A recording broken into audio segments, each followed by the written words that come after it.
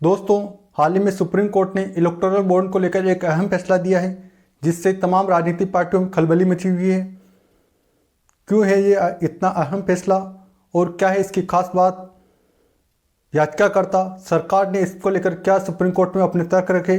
चुनाव आयोग का इसको लेकर क्या है हलफनामा? सुप्रीम कोर्ट ने इसको लेकर क्या दिया आदेश? इसको लेकर आज हम इस वीडियो में विस्तार से चर्चा करेंगे, तो अंत तक बने रहिए हमारे साथ।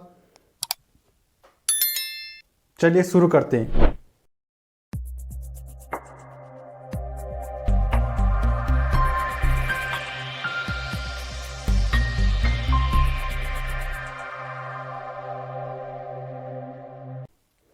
दोस्तों, सुप्रीम कोर्ट ने इलेक्टोरल बॉन्ड को लेकर एक अहम फैसला दिया है। इससे तमाम राजनीतिक पार्टियों में खलबली मची हुई है।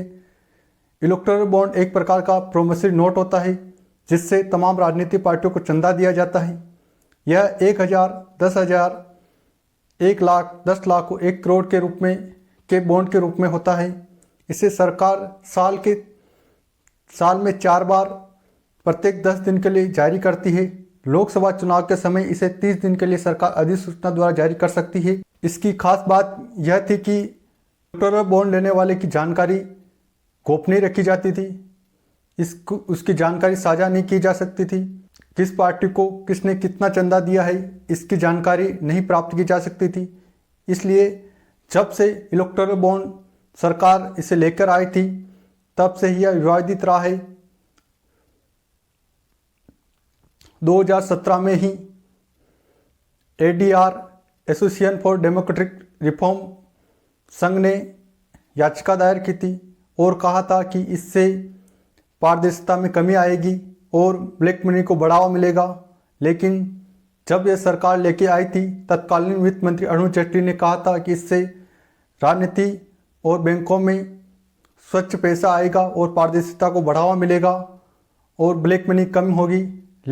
लेकिन तत्कालीन RBI गवर्नर उर्जित पटेल ने इसको लेकर संदेह जताया था और कहा था कि इससे नोट बैंक की सफलता खत्म होगी एवं ब्लैक मनी को बढ़ावा मिलेगा तथा बैंक नोट पर भरोसा लोगों का खत्म होगा। चुनाव आयोग ने भी इसको लेकर अपनी चिंता जताई थी और सुप्रीम कोर्ट में अपने हलफनामा पेश किया था। लगातार इसको लेकर विवाद बना हुआ था। सरकार ने अपने पक्ष सुप्रीम कोर्ट ने रखे।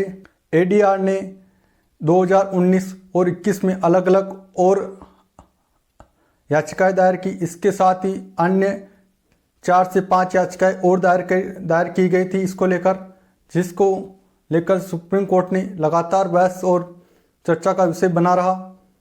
अंततः नवंबर 2023 में इसको लेकर सुप्रीम कोर्ट ने फैसला सुरक्षित रख लिया था, जिसे हाल ही में सुप्रीम कोर्ट ने सुनाया है और इसी से तमाम राजनीतिक पार्टियों में खलबली मची है। सुप्रीम कोर्ट में याचिकाकर्ता चुनाव आयोग ने अपने अपने क्या तर्क रखे हैं, आइए जानते हैं। केंद्रीय चुनाव आयोग ने हलफनामे में कहा, इलेक्टोरल बॉन्ड स्कीम से राजनीतिक दलों को मिलने वाले चंदे की पारदर्शिता पर गंभीर असर पड़ेगा। राजनीतिक दल बगैर किसी जांच के विदेशी चंदा भी लेंगे और चंदा देने वाली विदेशी कंपनियां भारत की नीतियों को प्रभावित कर सकती है। इसके अलावा इलेक्टोरल बॉन्ड कौन खरीद रहा है, ये भी पता नहीं चल रहा है।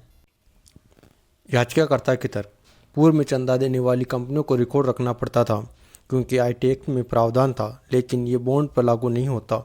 मौजूदा समय में चंदा देने वालों की जानकारी सरकार के अलावा किसी के पास नहीं है। कल को कोई भी राजनीतिक पार्टी यह कह सकती है कि हमने सुबह अपना ऑफिस खोला, देखा वहाँ पर 100 करोड़ के बॉन्ड पड़े हुए थे, हमने उन्हें खाते में जमा कर दिया, लेकिन हमें यह नहीं पता कि उसे किसने दिया था। अगर मतदाताओं को प्रत्याशियों की संपत्ति और देनदारी की जानकारी प्राप्त करने का अधिकार है, तो उन्हें यह भी जानने का अधिकार है कि प्रत्याशियों की पार्टियों को पैसा कौन दे रहा है। अगर हमें पता चलता है कि किसी पार्टी को कोई ऐसी कंपनी बॉन्ड के जरिए पैसा दे रही है जिससे उस पार्टी ने फ़ायदा पहुंचाया है, तो हम इस निष्कर्ष पर पहुंच सकते हैं कि वो पार्टी भ्रष्ट है। बॉन्ड स्कीम अपराधियों को सजा से बचाती है। अगर बॉन्ड स्कीम का मकसद था कि केस फ्लो को रोका जाए, तो वो अभी भी हो रहा है। सरकार के तर्क, भारत समेत दुनिया के कई देश काले धन की समस्या से जूझ रहे हैं और ये जो इलेक्टोरल बॉन्ड की स्कीम है, इसका मकसद है कि साफ पैसा चुनाव में बैंकिंग सिस्टम में और राजनीतिक पार्टियों के पास आए। यह स्कीम क्लीन मनी की दिशा में एकमात्र स्टेप नहीं है, ऐसे कई सारे स्टेप लिए गए हैं जिसकी वजह से सिस्टम में आज बहुत सारी क्लीन मनी आज की तारीख में मौजूद है। अगर स्कीम से गोपनीयता चली जाती है तो स्कीम खत्म हो जाएगी और हम 2018 के वक्त में वापस लौट जाएंगे। आप याचिकाकर्ताओं से पूछिए कि अगर देश 10 कदम पीछे चला गया तो उन्हें क्या फ़ायदा होगा। कंपनियां इसलिए चंदा देती है ताकि पॉलिसी उनके फेवर में आए और वो चैरिटी करती हुई न दिखे। मान लीजिए मुझे चुनाव में चंदा देना है और मैं चेक के जरिए पैसा देता हूं तो सभी पार्टियों को पता चल जाएगा कि मैंने पैसा दिया और किसको दिया है। लेकिन अगर मैं इस जरिए पैसा नहीं देता हूं तो लोगों को नहीं पता चलेगा कि मैंने किसे कितना पैसा दिया है। मान लीजिए राज्य में मेरी पार्टी है और मुझे किसी ने पार्टी के लिए चंद 30 करोड़ दिए और मैंने पार्टी के फंड में 20 करोड़ ही जमा कराए हैं। लेकिन अगर मैं ये पैसा बॉन्ड के जरिए आएगा तो एक एक रुपया पार्टी के फंड में जाएगा। कुछ सेफ गार्ड प्रैक्टिस भी है। मैं तभी बॉन्ड खरीद सकता हूं अगर मैंने केवाईसी करवाया हुआ है। कंपनी की बात है तो कंपनियों की बैलेंस शीट में दिखेगा कि फलां अकाउंट में डोनेट किया गया है, पार्टियों के खाते में दिखेगा कि पैसा मिला है। अगर चंदा देने वाला अपनी पहचान गुप्त रखना चाहता है तो बॉन्ड के जरिए पैसा दे, लेकिन अगर उसे पहचान जाहिर करने से कोई गुरेज नहीं है तो उसके पास चेक से चंदा देने का ऑप्शन मौजूद है। हम कोर्ट से को एक विकल्प देना चाहते हैं। विकल्प ये कि बॉन्ड के तहत चंदा देने वालों की पहचान गुप्त रहे, लेकिन अगर कोर्ट का आदेश उनकी पहचान खोलने की बात करता है तो उनकी पहचान जारी कर दी जाएगी। सभी पार्टियां जानती है कि उन्हें चंदा कौन दे रहा है। गोपनीयता दूसरी पार्टियों के लिए है। कल को कोई कह दे कि कोई आया और मेरे पोस्टल बॉक्स में 100 करोड़ का लिफाफा रखकर चला गया, लेकिन ऐसे कोई डोनेट नहीं करता। हम ऐसे तो तीर्थयात्राओं में चंदा देते हैं। वोटर इस आधार पर वोट नहीं देते हैं कि पार्टी को पैसा कौन दे रहा है, वो पार्टी की विचारधारा, सिद्धांत, नेतृत्व और कार्यकुशलता के आधार पर वोट करते हैं। उच्चतम न्यायालय के सरकार से सवाल। लोग ये मान कर चल रहे हैं कि अगर आप बॉन्ड के जरिए चंदा देने वाले का नाम जाहिर कर देते हैं तो बाकी दूसरी पार्टियों को भी पता चल जाएगा कि अमुक व्यक्ति ने अमुक पार्टी को चंदा दिया है। मान लीजिए कि कोई डोनर किसी राज्य में अपना काम धंधा फैलाए हुए है और उसने खासकर उस पार्टी को डोनेट नहीं किया जो सत्ता में है, और उस डोनर का नाम सभी पार्टियों को पता चल जाता है तो विरोधी पार्टियां बातें करेगी। इलेक्टोरल बॉन्ड स्कीम के साथ दिक्कत है कि ये लोगों को चुनिंदा मसलों पर गोपनीयता देता है।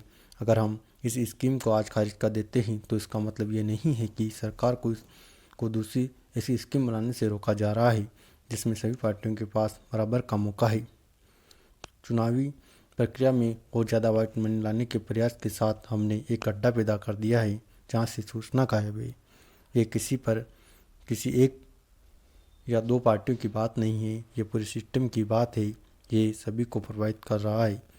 जब एक इलेक्टोरल बॉन्ड खरीदा जाता है तो पैसा कहाँ से आया वो इसके बारे में कोई जानकारी नहीं होती, डोनर का पता नहीं होता और इसे खर्च कहाँ किया गया ये नहीं पता होता है।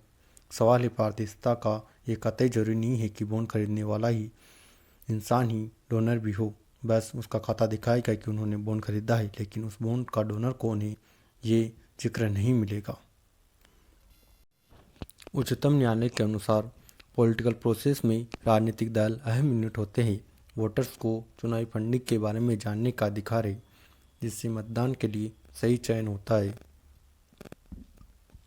इलेक्टोरल बॉन्ड सूचना के अधिकार का उल्लंघन है। वोटर्स को चंदा देने वालों की जानकारी होनी चाहिए। चंदा देने वालों की जानकारी सार्वजनिक नहीं करना नियमों के खिलाफ है। ये मौलिक अधिकारों का उल्लंघन है।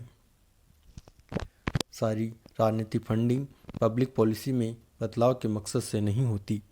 छात्र, दिहाड़ी मजदूर आदि भी चंदा देते हैं। ऐसे में सिर्फ इसलिए चुनावी चंदे को गोपनीयता के दायरे में रखना क्योंकि कुछ कंट्रीब्यूशन किसी और मकसद से किए गए हैं, यह अनुचित है। काले धन को रोकने के लिए इलेक्टोरल बॉन्ड के अलावा दूसरे विकल्प है। इस तरह की खरीद से काले धन को बढ़ावा ही मिलेगा, इससे कोई रोक नहीं लगेगी और इससे पारदर्शिता का भी हनन होता है। कोर्ट सिर्फ इस आधार पर आंख नहीं मूंद सकता कि इसके दुरुपयोग की संभावना है। कोर्ट की राय है कि काले धन पर रोक लगाना चुनावी बॉन्ड का आधार नहीं है और काले धन पर रोक लगाने के लिए आरटीआई का उल्लंघन करना ठीक नहीं है। गुमनाम चुनावी बॉन्ड अनुच्छेद 19(1)(a) का उल्लंघन है। भारतीय संविधान का अनुच्छेद 19(1)(a) सभी नागरिकों को भाषण और अभिव्यक्ति की स्वतंत्रता का अधिकार देता है। यह स्वतंत्रता मौखिक, लिखित, इलेक्ट्रॉनिक, प्रसारण, प्रेस या अन्य किसी भी रूप में हो सकती है। इसमें नागरिकों को सूचनाओं तक पहुंचने का भी अधिकार दिया गया है।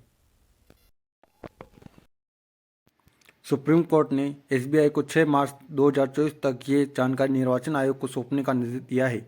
तो वहीं चुनाव आयोग को 13 मार्च 2024 तक अपनी आधिकारिक वेबसाइट पर एसबीआई द्वारा साझा की गई जानकारी प्रकाशित करने का आदेश दिया है।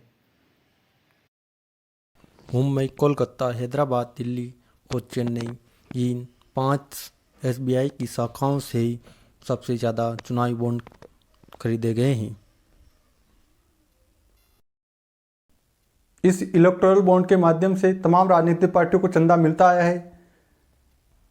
देखना यह है कि 13 मार्च 2024 को जब चुनाव आयोग अपना ये लिस्ट सार्वजनिक करती है तो तमाम राजनीतिक पार्टियों में किस प्रकार की खलबली मचती है और मोदी सरकार किस प्रकार इसको हैंडल करती है।